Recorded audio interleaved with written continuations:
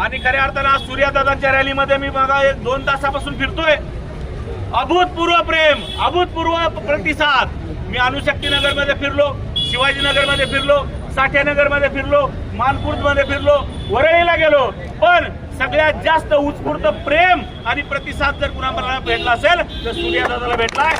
पैशामध्ये ही माणसं पैशामध्ये गोळा होत नाहीत. त्याला माणसाच्या अडचणीला जाऊन जाणारा माणूस पाहिजे. उद्या जर तुमच्या घरामध्ये काय अडचण आली तर अर्ध्या रात्री जाऊन जाणारा माणूस म्हणजे सूर्यदादा आहे. आणि अशातही नमत म्हणजे सूर्यदादाला मत. आज आम्ही लक्षात घेतलं पाहिजे, आज घड्याळाला सत्तेमध्ये कशामुळे आणायचे.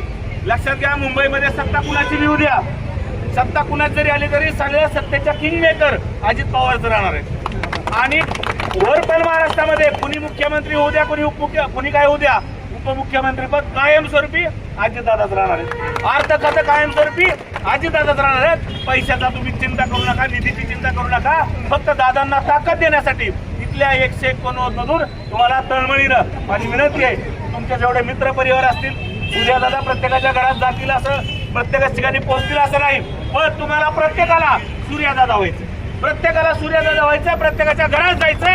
आणि अशातही म्हणजे आपली आई आहे, आपली बहीण आहे, आपल्या बहिणीला मतदान करायचंय आणि आपल्याला प्रचंड मतांनी निवडून द्यायचंय.